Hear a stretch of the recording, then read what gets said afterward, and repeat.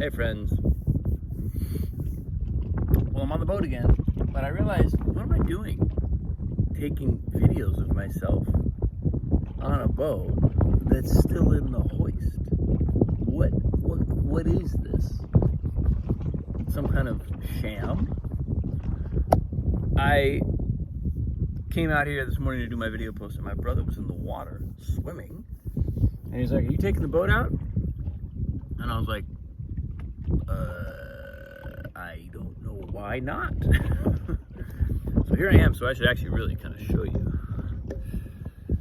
Now we're on the lake.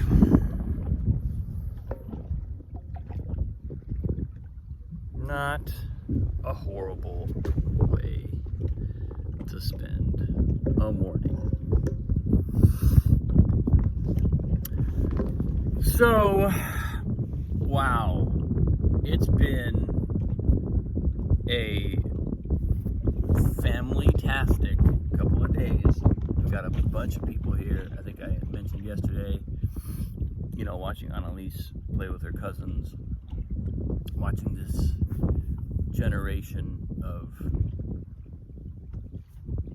new generation of family members sort of be around each other for the first time is super fun. It's super fun, and it's amazing, the dynamics that emerge and the similarities across generations that I see. It's a remarkable thing. And it really kind of reminds me of the privilege of having family, and having family that you make a concerted effort to stay in touch with.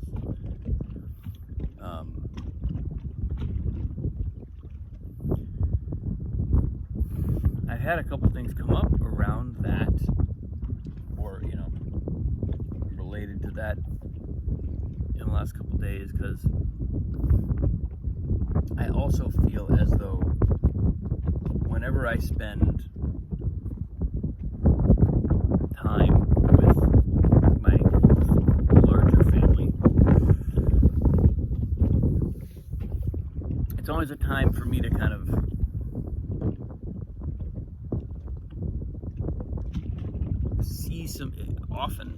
see things about myself, see patterns in myself, and oftentimes be able to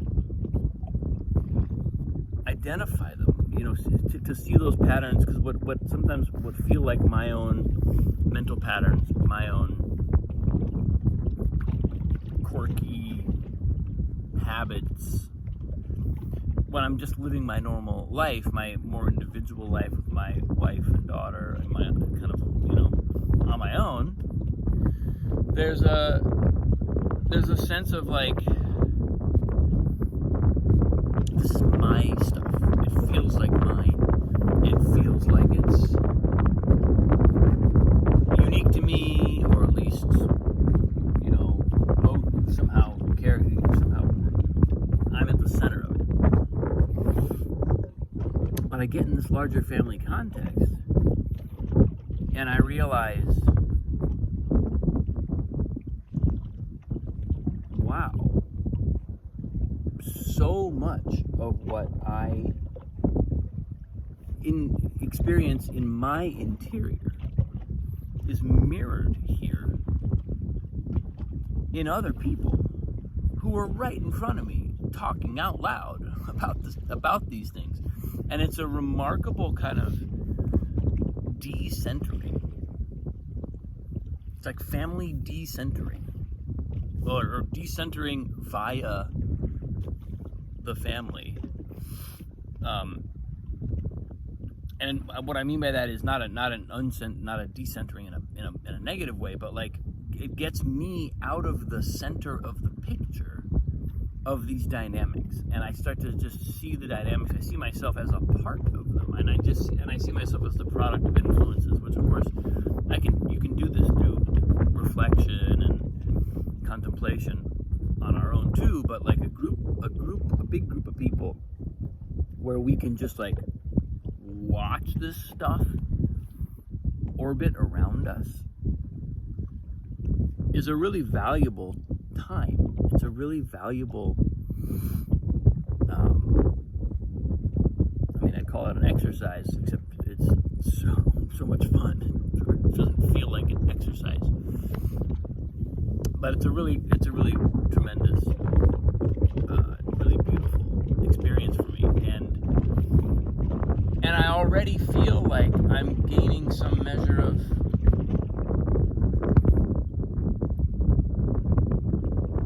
insight and of peace. There's some things I am coming to peace with because I can feel myself. Because I can see I can see my habits, or I see my tendencies, and I can go, oh, I'm just here. I'm just in the flow of influences whose origin I can't trace. You get 20 people in a room, I can't trace all the different lineages and influences that have arrived in each person or myself. But I don't need that. That's not so important. It's more that my own constellation, where I fall in this family constellation, what is coming through me, what feels important to me, ascribing that, or maybe a handful of those things, to a couple of influences. That's really where I feel like the value of this of deep family time can really come through, because and I will acknowledge it takes a family that's willing to do that. It takes a family that's functional enough to kind of hold that space. This is the only family I know. I don't know how it is for everyone else. I suspect it may not always be so. I think we do a pretty good job of creating a membrane around these times and saying, this time is about deepening these relationships. And sometimes that means friction. Sometimes that means celebration. Sometimes it just means being together quietly for a while. Sometimes it means intense, heated conversation or collaboration. There's so many wonderful ways that this sort of chosen family that I'm a part of have remained engaged over the years. But I think at the core of it for me, I can't speak for everybody, at the core of it for me is a sense of evolution. I'm evolving. That's what I know. That's one thing I can trace. I can map my own evolution. I'm not in the same place as I was 1 year ago, 5 years ago, 10 years ago. And because we've now had these relationships for most of my life, I can trace my whole life in this context. It doesn't mean that this is the only context. It's shaped me, of course, but I can really sort of trace the phases of my life through these relationships. And it's kind of a remarkable thing. It's kind of a remarkable thing. It feels really... I'm just really grateful that that's possible for me, and that I have the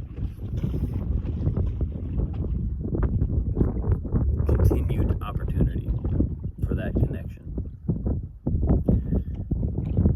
And I think as far as, actual issues or actual movement in my life, I've been talking for many weeks now about this kind of what I'm calling a false identity. It's really just a layer of habitual thinking that sort of imposes itself on the rest of my life and gives me a kind of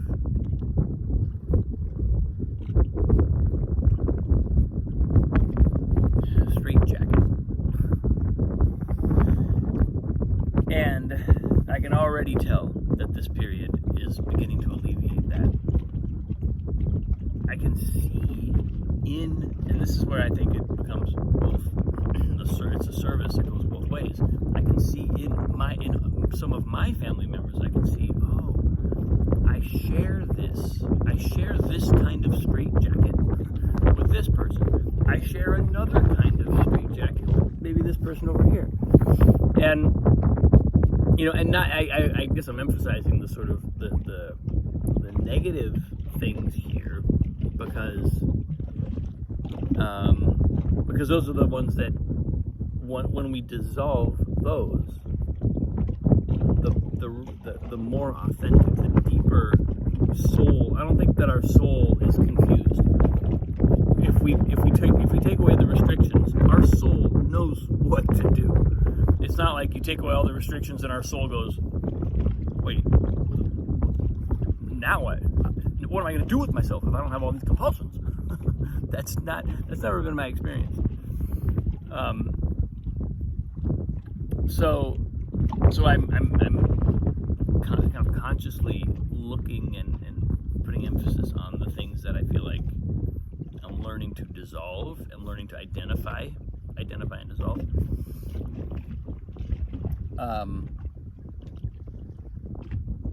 And that's a service that that all of us can do for each other.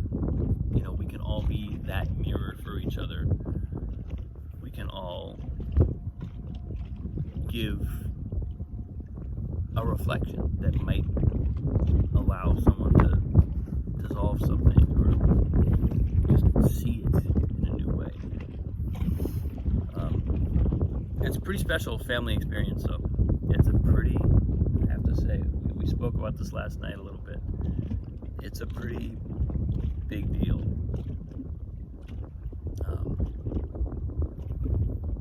So I'm just feeling some gratitude for that this morning. I'm looking forward to another day on this lake. That's where I am today, folks. Thanks for watching. I got several more days of this left, so I will